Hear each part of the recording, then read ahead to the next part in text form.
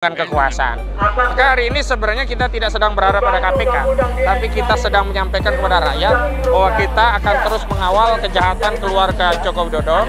Dan saya ingin tegaskan bahwa hari ini ya power Joko Widodo itu sudah melorot. Jadi kalau kita lihat di berbagai media, saudara Joko Widodo itu kesehatannya menurun drastis, ya kan? Tapi sejatinya bukan hanya kesehatannya yang menurun drastis, tapi pengaruh kekuasaannya juga sudah menurun drastis. Kita lihat tidak ada satupun partai yang membackup Jokowi. PDIP nggak membackup, Golkar tidak membackup. Di kasus ijazah palsu, Joko Widodo hanya dibela oleh sejumlah relawan-relawan saja. Dan terakhir bahkan harus mengimpor ya pembelaan dari dari Partai Demokrat atau bukan Demokrat, Partai Nasdem. Jadi ada dua ex-kader Nasdem, yakni Bestari Barus dan Ahmad Ali yang masuk ke PSI tiba-tiba nggak ada hujan, nggak ada angin, minta agar Prabowo selaku presiden turun tangan menyelesaikan gaduh ijazah palsu, baik ijazahnya Jokowi atau ijazahnya Gibran yang hari ini dipersoalkan. Saya ingin tegaskan, setuju presiden terlibat, tapi bukan berarti terlibat mendamaikan masalah ini dan menganggap tidak ada kasus ijazah palsu. Nggak boleh. Justru kita butuh presiden untuk memanggil Jokowi agar dia menunjukkan ijazahnya. Dan kalau ternyata ijazahnya diteliti Rismon Sianipar dan Rosuryo itu ternyata sama dan palsu, ya dia harus masuk penjara. Bukan berarti diselesaikan dengan cara udahlah kalian damai saja, nggak bisa. Karena sudah terlalu gaduh kasus ini. Saya melihat saudara Joko Widodo hari ini sudah mulai kehilangan kepercayaan diri untuk melanjutkan kasus yang dilaporkannya di Polda Metro Jaya pada tanggal 30 April 2025 yang lalu. Sebab sampai hari ini sudah tidak ada update. Pemeriksaan berhenti total. Kenapa? Karena kalau itu dilanjutkan maka demi hukum ijazahnya harus ditunjukkan. Dan kalau ijazah itu ditunjukkan ketahuan palsu, maka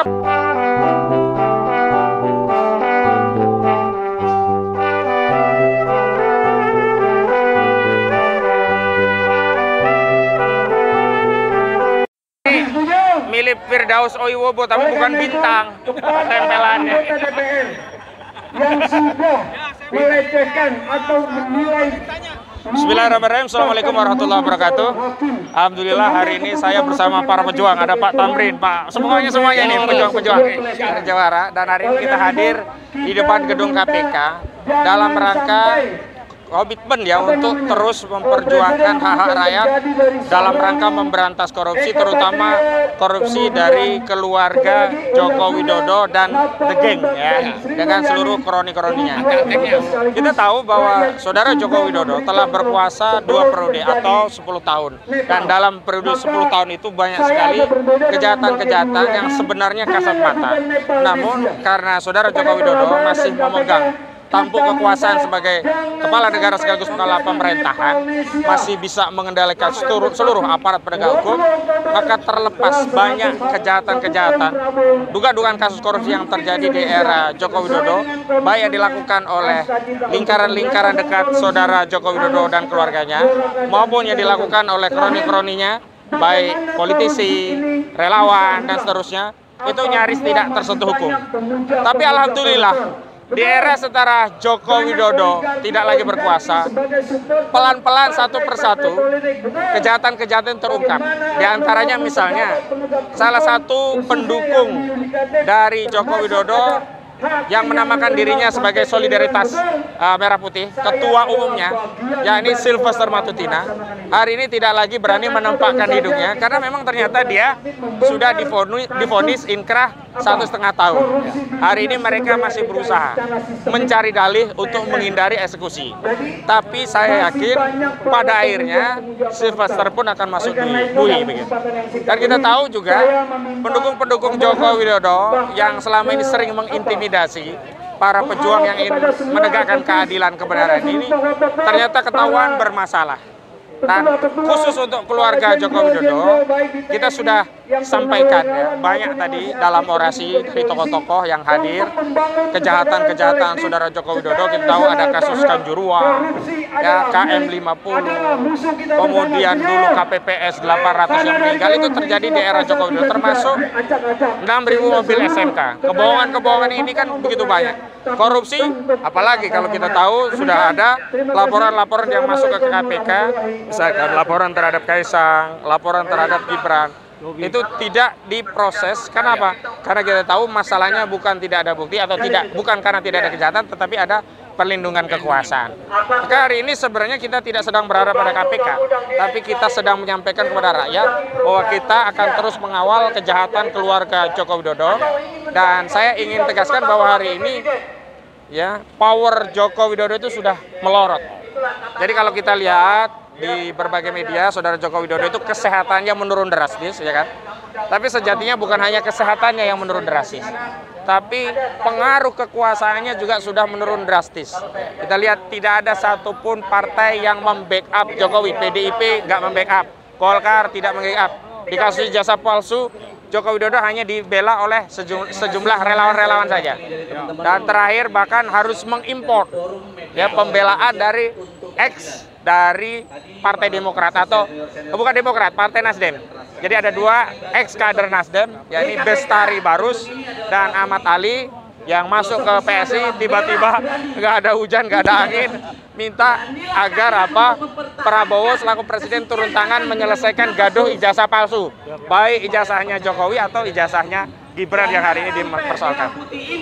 Saya ingin tegaskan, setuju presiden terlibat, tapi bukan berarti terlibat mendamaikan masalah ini dan menganggap tidak ada kasus ijazah palsu. Nggak boleh. Justru kita butuh presiden untuk memanggil Jokowi agar dia menunjukkan ijazahnya. Dan kalau ternyata ijazahnya diteliti Rismon Sianipar dan Rosuryo itu ternyata sama dan palsu, ya dia harus masuk penjara. Bukan berarti diselesaikan dengan cara udahlah kalian damai saja, nggak bisa. Karena sudah terlalu gaduh kasus ini. Saya melihat Saudara Joko Widodo hari ini sudah mulai kehilangan kepercayaan diri untuk melanjutkan kasus yang dilaporkannya di Polda Metro Jaya pada tanggal 30 April 2025 yang lalu.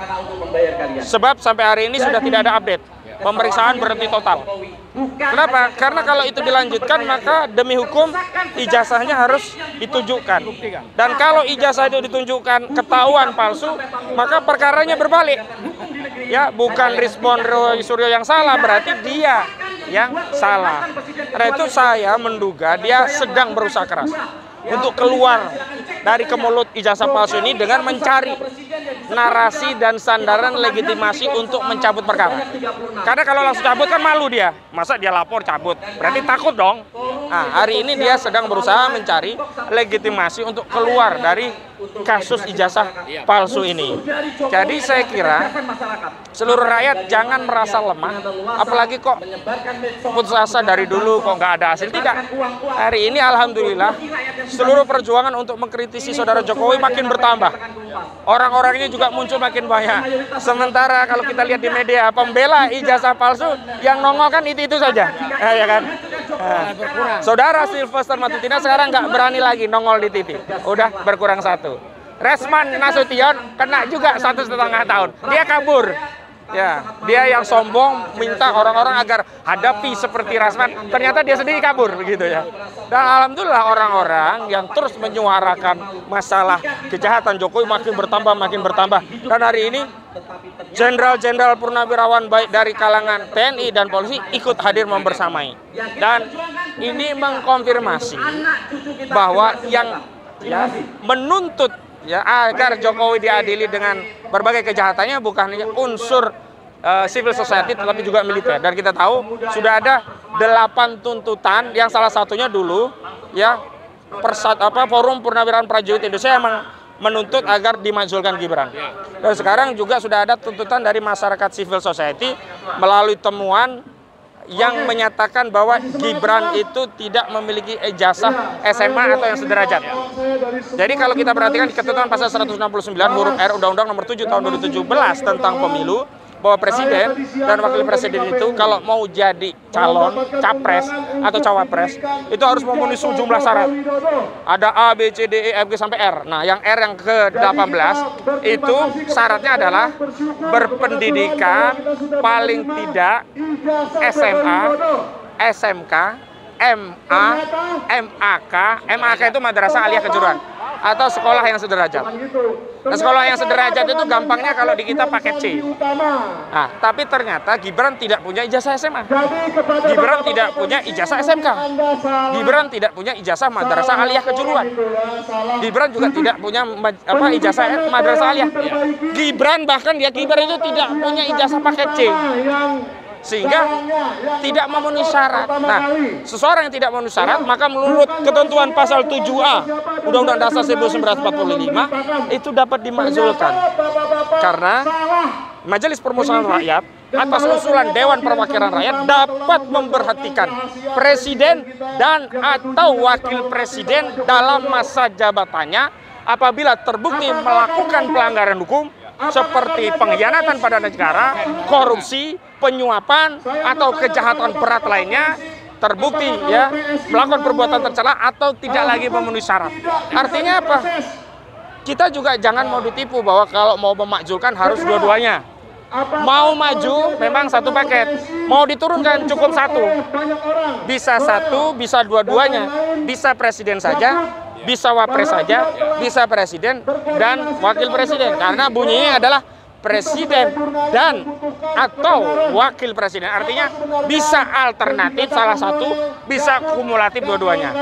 Saya kira ketika Saudara Jokowi menyatakan dia mendorong seluruh relawan untuk mendukung Prabowo Gibran 2 periode sampai pemilu 2029, itu adalah upaya benteng pertahanan Jokowi berlindung kepada Prabowo agar tidak dimakzulkan. Seolah-olah kalau memakzulkan Gibran sama saja memakzulkan Prabowo. Padahal tidak. Karena paketnya berbeda, kecuali Prabowo tidak memiliki ijazah SMA seperti Gibran. Faktanya kan yang tidak punya ijazah SMA, yang tidak punya ijazah MA, yang tidak punya ijazah SMK, yang tidak punya ijazah Madrasah Aliyah maupun Madrasah Aliyah Kejuruan itu hanya Gibran. Artinya kalau dulu Gibran bisa selamat karena belum genap 40 tahun, karena dia melakukan upaya menyulap pasal 169 huruf Q syarat ke-17 yang harusnya semula presiden atau wakil presiden minimal 40 tahun, tapi melalui perantaraan Paman Usman perkara putusan MK 90/PU/Romawi 21/2023, maka syaratnya diperluas. Boleh 40 tahun atau belum genap pun nggak apa-apa, yang penting pernah menduduki jabatan politik. Tapi kalau pasal 169 huruf R atau syarat ke-18 mutlak. Jadi kalau Gibran tidak bisa menunjukkan ijazah SMA, tidak bisa menunjukkan ijazah SMK, tidak bisa menunjukkan ijazah Madrasah Aliyah, tidak bisa menunjukkan Madrasah Aliyah Kejuruan, tidak bisa menunjukkan ijazah paket C, maka Gibran wajib dimakzulkan. Begitu. Ada pertanyaan kira-kira? Enggak ada. Terima kasih. Bang Ruslan.